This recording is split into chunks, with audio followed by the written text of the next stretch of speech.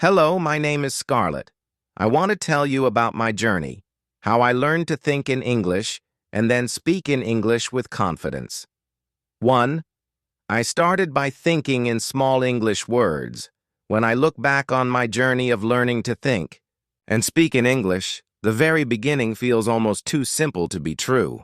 I didn't start with complicated grammar books or long lists of vocabulary words. I didn't dive straight into big conversations with native speakers. No, I started with the smallest, most ordinary English words I could find. It was like planting tiny seeds in my brain, and those seeds grew into something bigger every single day. At that time, I was living in the United States, surrounded by English everywhere I went. The grocery store, the bus stop, the radio playing in the car. But even though the language was all around me, my brain was still stuck in my old language. Every time I wanted to say something, I translated in my head first. That extra step made me slow, nervous, and sometimes even silent. I knew if I wanted to survive here, to feel like I belonged in this country, I had to change the way my brain worked. I had to stop depending on translation and start thinking directly in English. The first step was almost laughably small, but it was powerful. I started with the word water. Every day I drink water, right? So whenever I saw a glass of water, whenever I felt thirsty, I told myself inside my head, water. Just one word. Then I added more.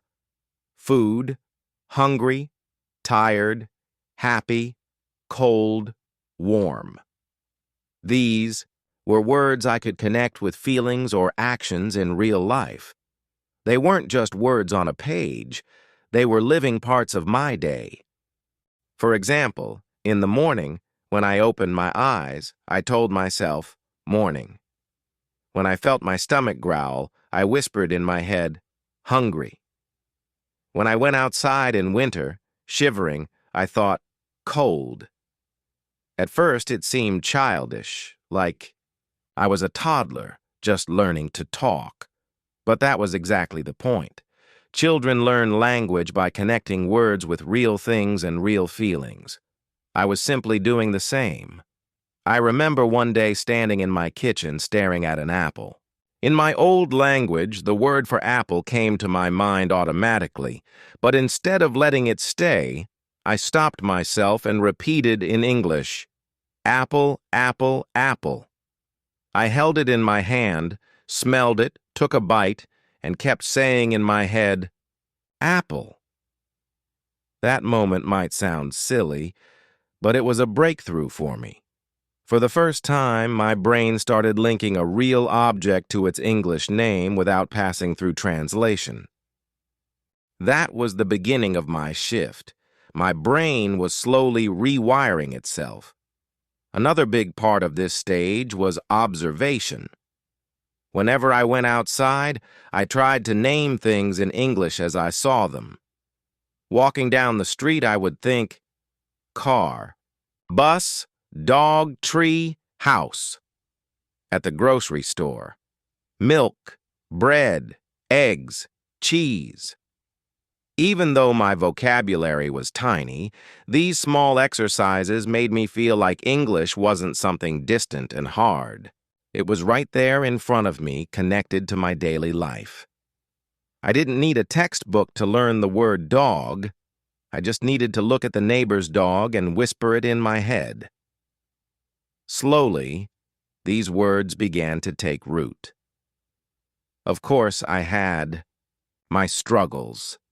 Sometimes my brain was lazy and the old language rushed in before English could appear. Other times I couldn't remember the English word at all. I'd be looking at a chair and suddenly freeze because I had forgotten the English word for it. Those moments frustrated me. I felt like I was failing, like I wasn't smart enough to learn. But then I reminded myself, babies forget words too, and they don't give up. So neither would I. Instead of getting discouraged, I treated every forgotten word like a challenge. I would look it up, repeat it, write it down, and practice until it stuck. The interesting thing was how quickly small words started to build into bigger thoughts.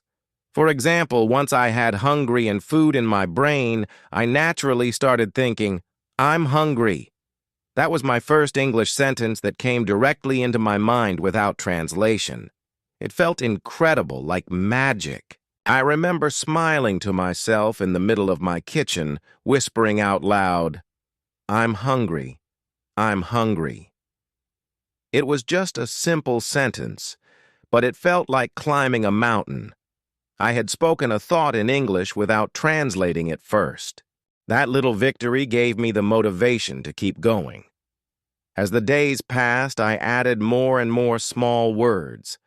I tried to focus on the words I used the most in daily life, because those were the ones that mattered. What's the point of learning the word astronomy if I can't even say shoes?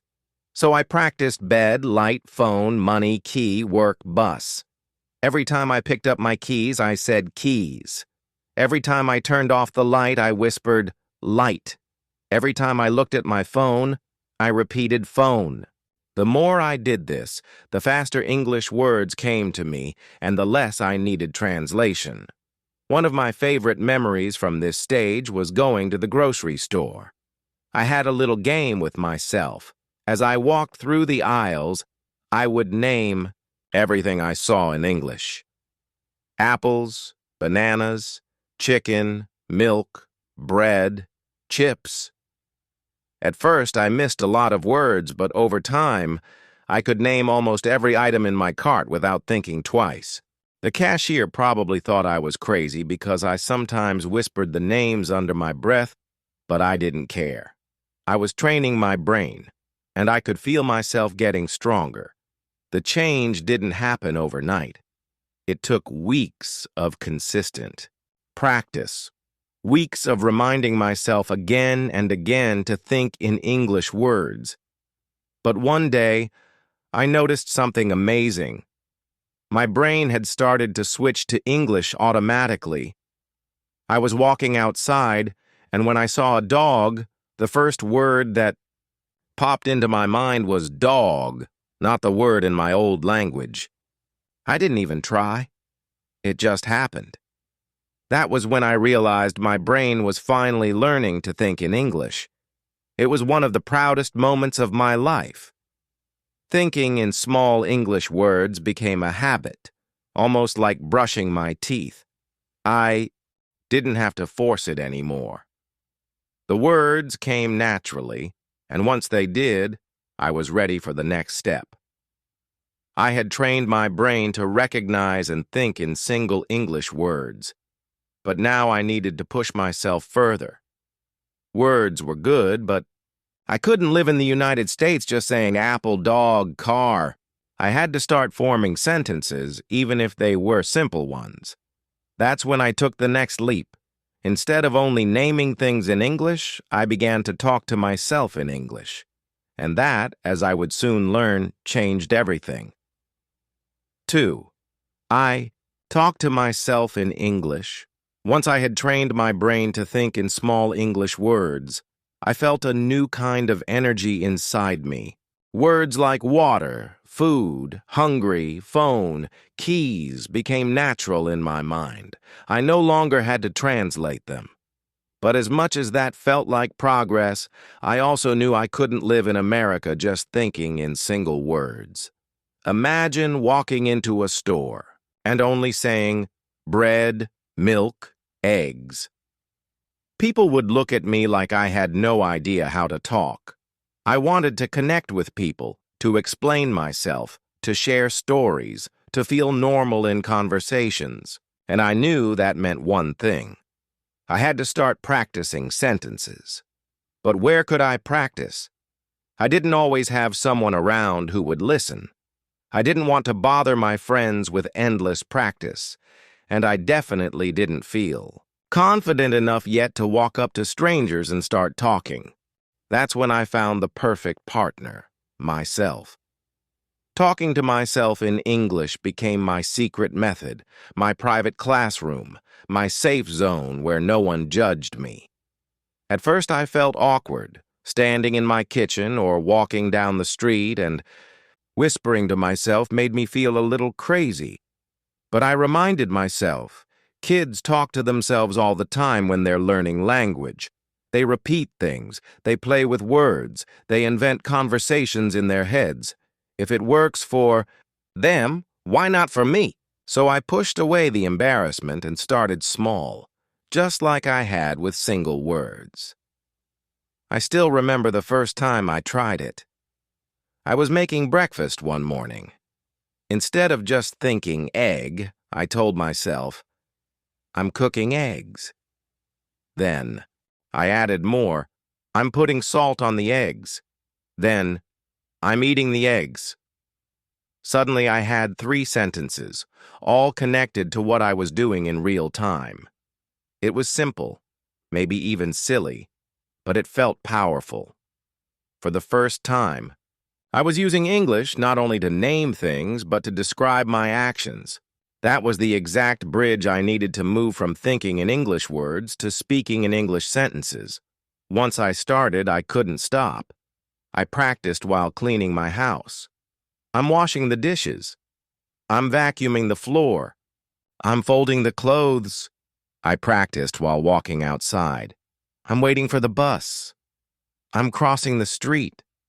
I'm looking at the sky. The more I did it, the more natural it became. English wasn't just a subject I studied anymore. It was a living part of my daily routine. Every action in my life became an opportunity to describe something in English. The funny part was how quickly I started to enjoy it. At first, it was just practice, but soon it became fun. I would even make little games out of it. For example, when I was cooking dinner, I would challenge myself to describe everything I was doing in English without stopping. I'm cutting the vegetables. I'm turning on the stove. I'm stirring the soup. I'm tasting the sauce. Sometimes I would mess up and forget a word, but that didn't stop me. I just replaced it with another word I knew, or I paused and later looked it up. That way, mistakes didn't feel like failures. They felt like part of the game. Talking to myself also helped me discover what I didn't know. For example, one day I was trying to describe what I was doing while brushing my teeth. I said, I'm cleaning my teeth. It worked, but I knew Americans didn't usually say it that way. Later, I looked it up and realized the more natural phrase was, I'm brushing my teeth. That was a light bulb moment for me. Talking to myself wasn't just practice, it was a mirror showing me the gaps in my English. It gave me clues about what I still needed to learn. Another powerful thing about this habit was that it gave me confidence. Before, I always felt nervous speaking English with other people because I wasn't sure if I could form sentences quickly. But once I started practicing with myself, I noticed something amazing. My brain got faster. The sentences I used most often started coming out automatically. For example, when I was tired, I didn't have to think twice. I could just say, I'm tired. When I was hungry, the words, I'm hungry, came instantly. Talking to myself trained my brain to produce English quickly, without translation. That speed gave me confidence, and confidence made me less afraid to speak with others. Of course, there were moments when it felt strange. One time, I was walking through a park and practicing out loud without realizing it. I said softly, I'm walking past the trees. I'm sitting on the bench. A woman walking her dog passed by and gave me a funny look. My face turned red, with embarrassment. But then I thought, so what? People talk to themselves all the time. Some people even sing out loud in public. Why should I be ashamed of practicing a new language? That moment taught me to stop caring so much about what strangers thought. My goal was bigger than a stranger's opinion. I also discovered that self-talk wasn't only about describing what I was doing. It could also be about what I was planning, feeling, or imagining. For example, before leaving the house, I would say to myself, "I'm going to the store. I need to buy milk and bread. I hope the line isn't too long." When I was nervous before a job interview, I told myself, "I can do this. I've prepared. I'll introduce myself and smile." When I was daydreaming, I even practiced imaginary conversations. What if someone asks me about my weekend? I'll say, "I went to the park and watched a movie." By doing this, I wasn't just repeating sentences, I was preparing my brain for real-life conversations. The more I practiced, the more natural phrases came to me. Sometimes I would catch myself saying things in English that I didn't even know I knew. For example, one day while cooking, I dropped a spoon, and without thinking, I said, "Oops." I dropped it. It surprised me, because I had never studied that sentence in a textbook. I must have heard it somewhere and stored it in my brain. By talking to myself, I unlocked those hidden phrases. They came out naturally, just like they do for native speakers. Another benefit was emotional comfort. Moving to a new country and learning a new language can feel lonely. Sometimes I missed being able to express myself freely. Talking to myself in English gave me a strange kind of company. It was like having a friend with me all the time, someone who listened, someone who understood. I could talk through my worries, encourage myself, or even joke with myself. And the more I did it, the less lonely I felt. English wasn't just a language I was learning anymore. It was becoming part of my identity. But here's the most important thing. Talking to myself prepared me for the real world. Every time I practiced describing, planning, or imagining in English, I was building the exact skills I would need when speaking to other people. When I walked into a coffee shop to order, I had already practiced saying, "Can I get a latte, please?" When I went shopping, I had already practiced asking, "Where can I find the milk?" By the time I faced real situations, the sentences were already in my brain, ready to come out. Talking to myself was like rehearsing before a big show, and real life was the stage. Over time, I noticed a big shift. In the beginning, self-talk felt forced. I had to remind myself, "Say it in English, not your old language." But after weeks of practice, it became automatic. I didn't even realize I was doing it sometimes.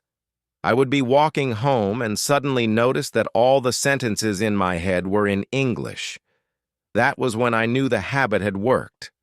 I had trained my brain to live in English, not just study it. Of course, there was still more work to do. Talking to myself was great practice, but it wasn't enough. I couldn't just live in my own bubble forever.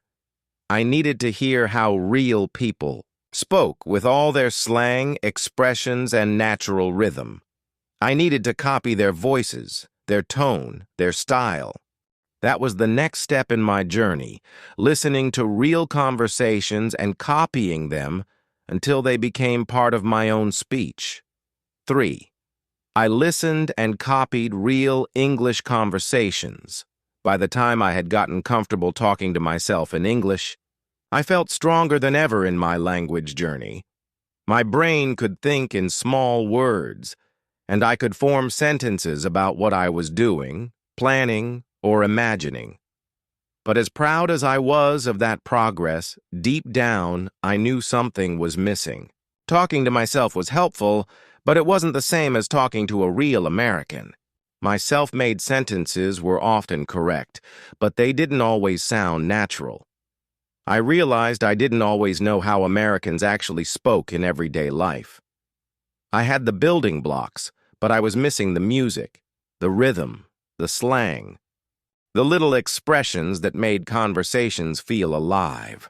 That's when I decided I needed to start listening more carefully to real English conversations. Not just formal English like the kind I heard in classrooms or on language apps, but real, everyday English the way people actually used it in coffee shops, workplaces, TV shows, movies, podcasts, and even in the grocery store line.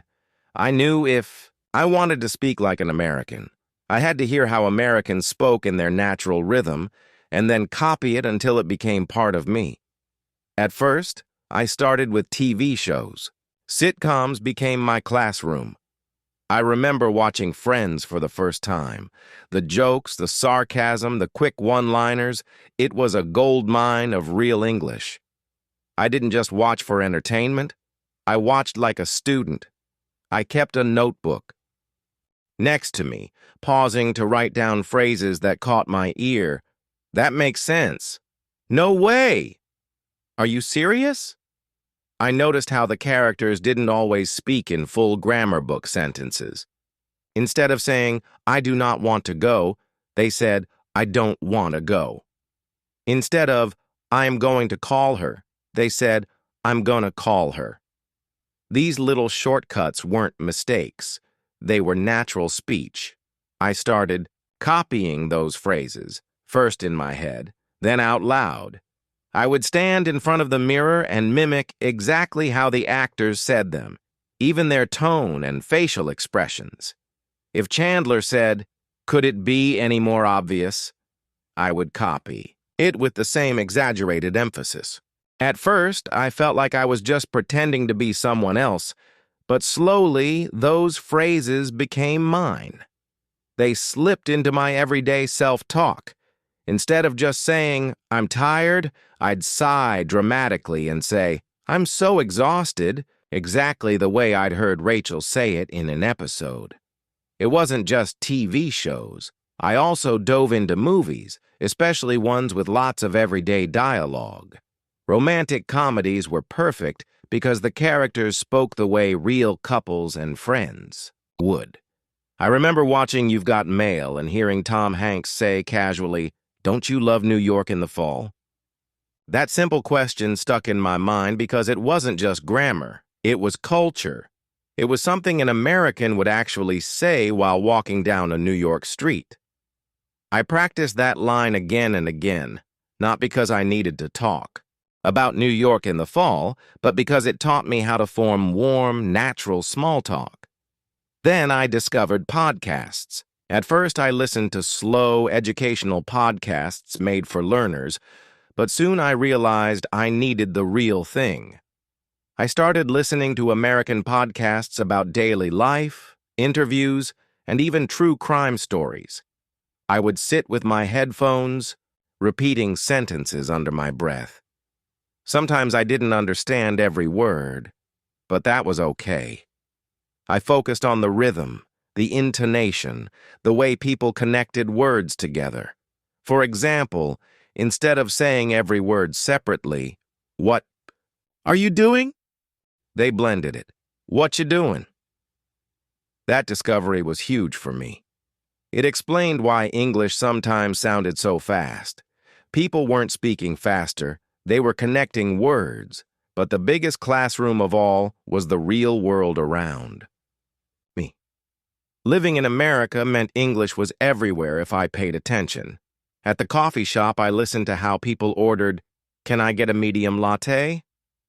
At the grocery store, I listened to how people asked questions.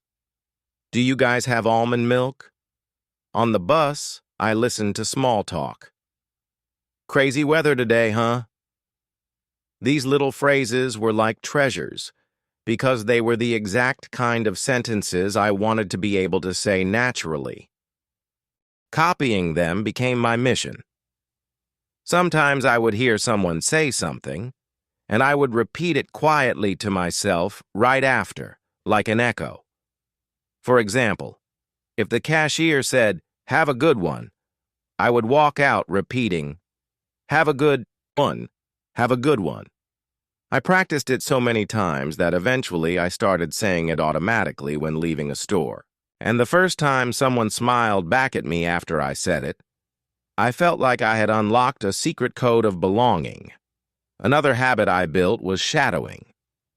I had read about this technique online, and it became one of my favorite practices.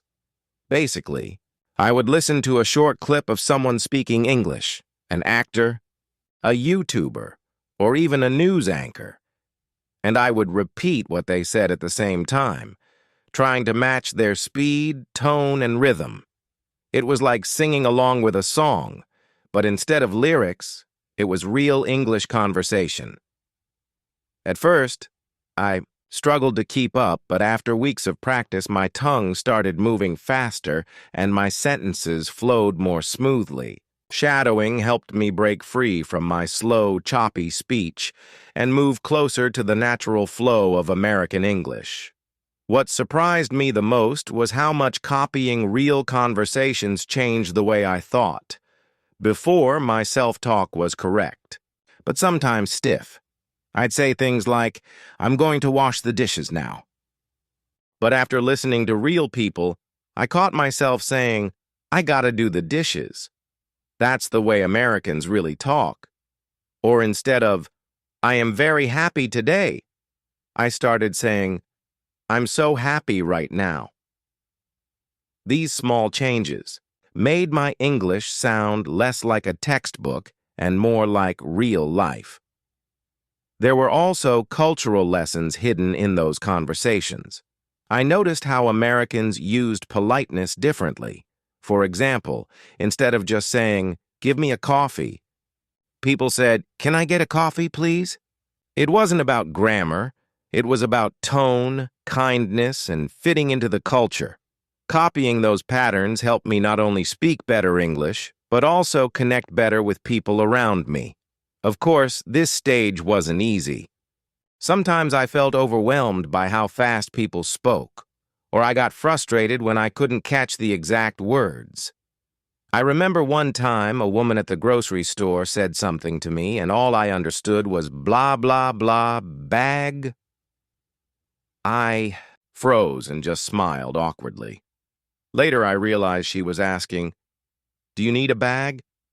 I felt embarrassed, but instead of giving up, I decided to copy that question myself. For days afterward, I practiced saying, "Do you need a bag?" over and over. Eventually, I felt ready, and the next time I heard it, I understood instantly. Each mistake became another lesson I could copy and learn from. The more I listened and copied, the more comfortable I felt with real English. My self-talk started to mix with the phrases I heard around me, and I noticed my English becoming smoother, quicker, and more natural. The best part was that people began reacting differently to me. Before, when I spoke, some people would slow down or give me puzzled looks. But now, when I used natural expressions, they responded normally, as if I was just another person living life in English. That sense of belonging was priceless. Eventually, I realized it wasn't enough to just copy conversations silently or practice at home.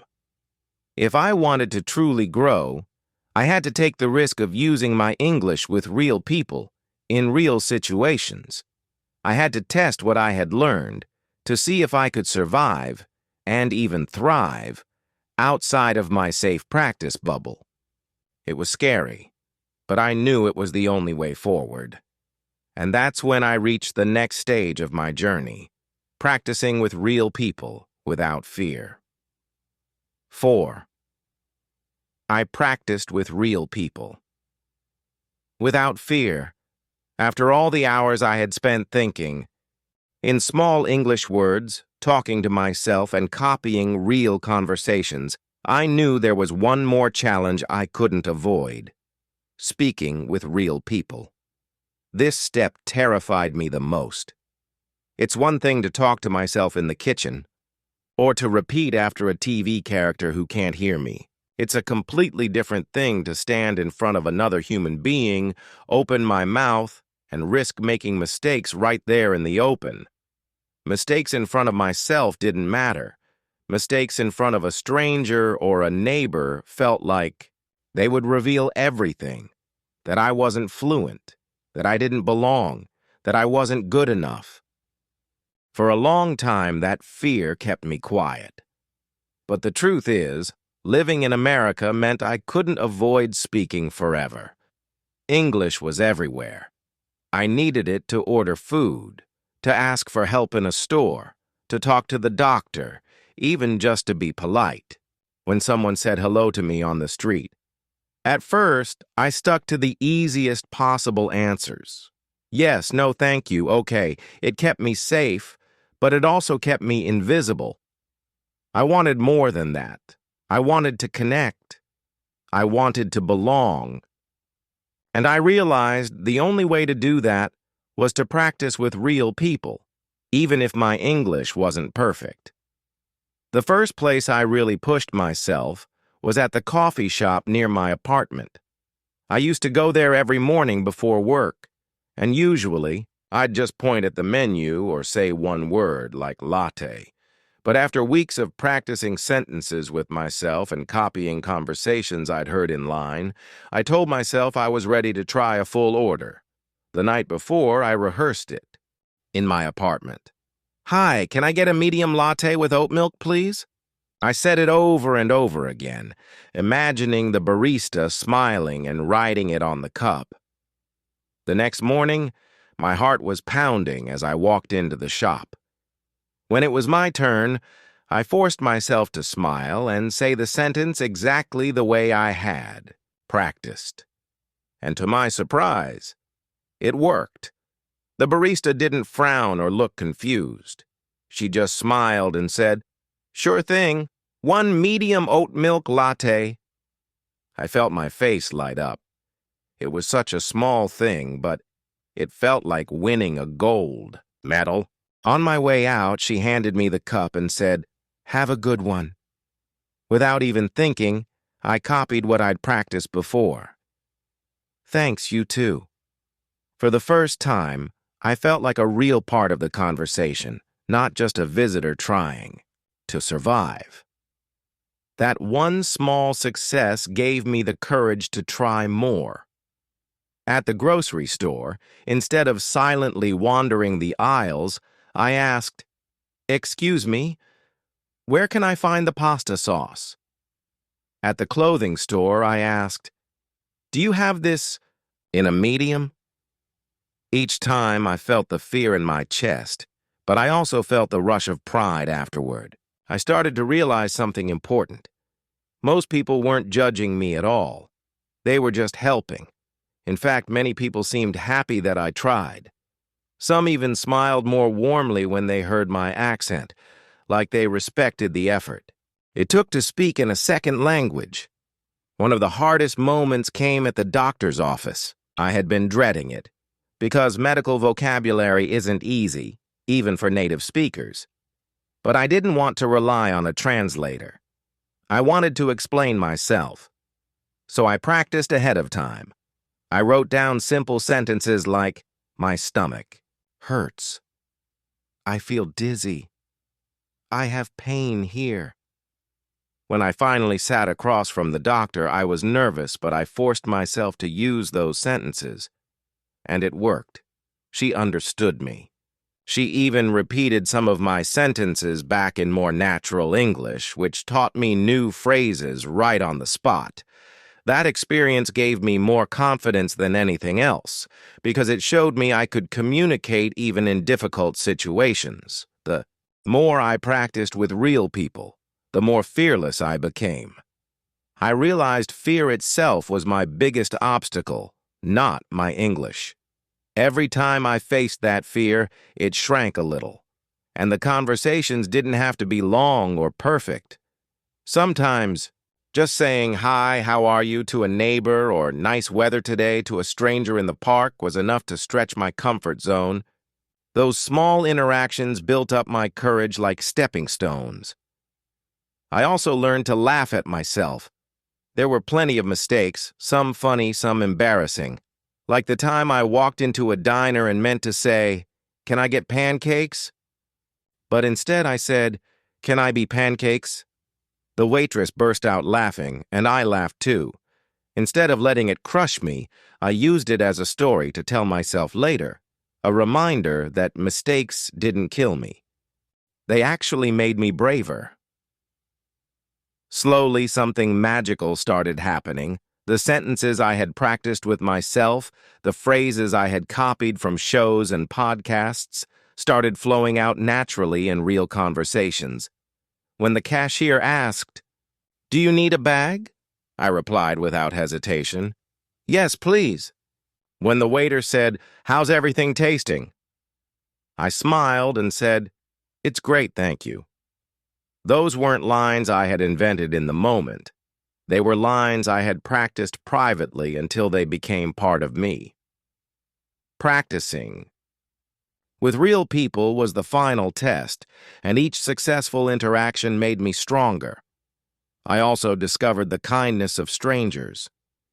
I had always feared people would get impatient with me, but more often than not, they slowed down, repeated things, or smiled encouragingly. One time at the bank, I struggled to explain what I needed. The teller leaned forward and gently said, "Take your time, I understand." That moment made me realize I wasn't alone. Americans admired effort. They didn't expect perfection. They just appreciated the courage to try. The more I practiced, the more doors opened. I joined a local community class where people of different backgrounds came together to improve their English. We practiced introducing ourselves, ordering food, making small talk. It was safe, but it also gave me real practice with real people. Later, I joined a book club at the library. I was terrified at first, but even just saying a few sentences about a story made me feel included. And slowly, I began to speak more. Practicing with people also helped me understand culture better. For example, I learned that when someone in the U.S. says, "How's it going?" they don't always expect a detailed answer. A simple, "Good, how about you?" is enough. I learned that small talk about weather, sports, or TV shows isn't meaningless. It's a way of building connection. These lessons couldn't come from a textbook. They only came from living, listening, and practicing with real Americans. Of course, the fear never disappeared completely. Even now, sometimes I get nervous before starting a conversation, but I've learned not to let that fear control me. I remind myself of all the times I survived, all the times I succeeded, all the times people smiled and helped me. I remind myself that mistakes are part of the journey. And most importantly, I remind myself that every real conversation brings me closer to the person I want to be, someone who can live, think, and speak naturally in English. Practicing with real people wasn't just about improving my grammar or vocabulary. It was about building courage, confidence, and connection. It turned English from a subject into a real part of my life. And once I experienced that, I knew I couldn't stop. I wanted English everywhere, in my home, in my work, in my friendships. I wanted it to be not just something I studied, but something I lived. That realization brought me to the final step of my journey, making English part of my everyday life. 5. I made English part of my everyday life after I pushed myself to practice with real people at the coffee shop, at the grocery store, even at the bus stop. I realized something important. English wasn't just a subject I studied anymore. It was becoming part of my daily rhythm. I could no longer treat it like homework or a chore that I picked up and then put down. If I wanted to speak naturally, I needed to live in English. That was the moment I decided to make English part of my everyday life, not just something I practiced once in a while. At first, it felt a little overwhelming. My brain was used to switching between languages, and the old habit of thinking in my first language was still strong. But I reminded myself of the progress I had already made. I had started with simple words, then learned to talk to myself, then listened and copied real conversations, and finally practiced with people out in the real world. Each step had been a little scary, but each step also made me stronger. Now, this fifth step, making English part of my life, felt like the most natural one. The first change I made was with my phone. I switched the settings so everything showed up in English. At first I panicked because I wasn't sure I would understand every single word. But within a few days, I realized it was one of the best decisions I had ever made.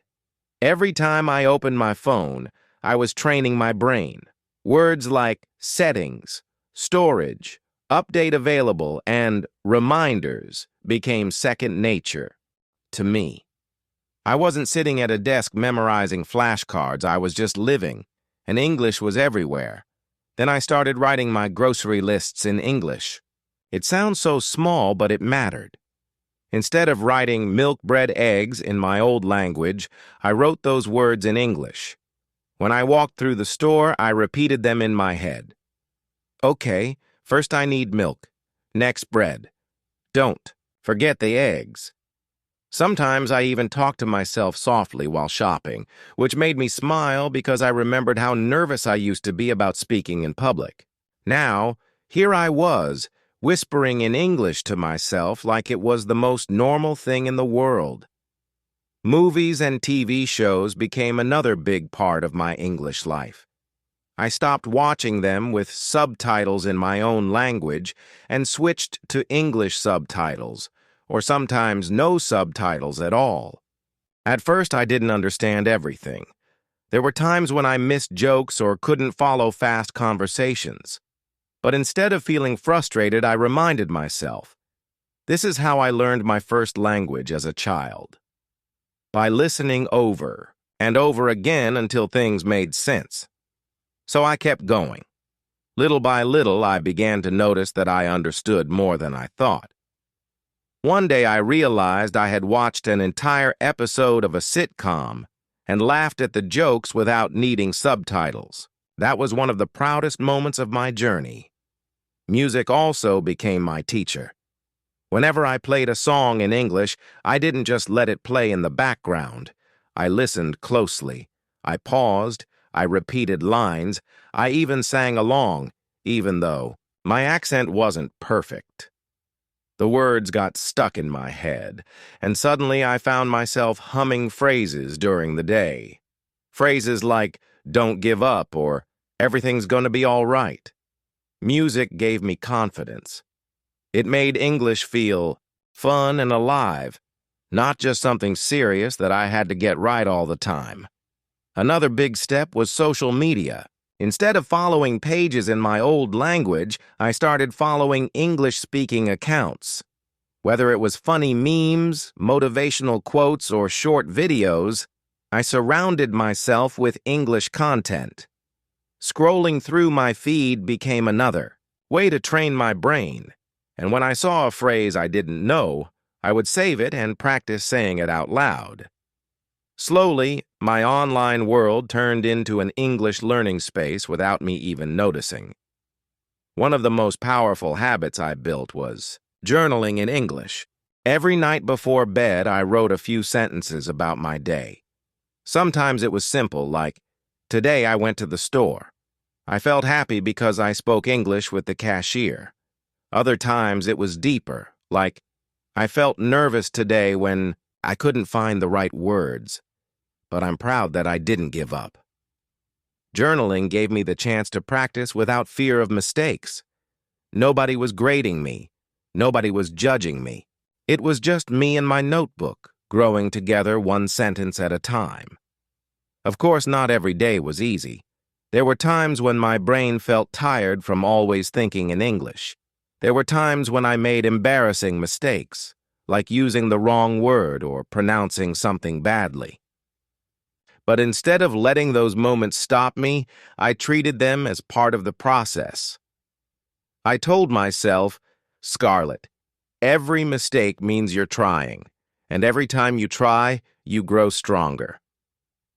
That mindset helped me push through the hard days. 1. Funny story I still remember happened at a coffee shop. I wanted to order a latte, but I pronounced it wrong and said something that sounded more like late. The barista looked at me and smiled, then gently repeated, "Latte?" I laughed and said, "Yes, latte." In the past, I would have felt embarrassed and maybe even stopped speaking. But because English had become part of my everyday life, I didn't take it personally. I just laughed it off and remembered the correct pronunciation for next time. That little moment showed me how far I had come.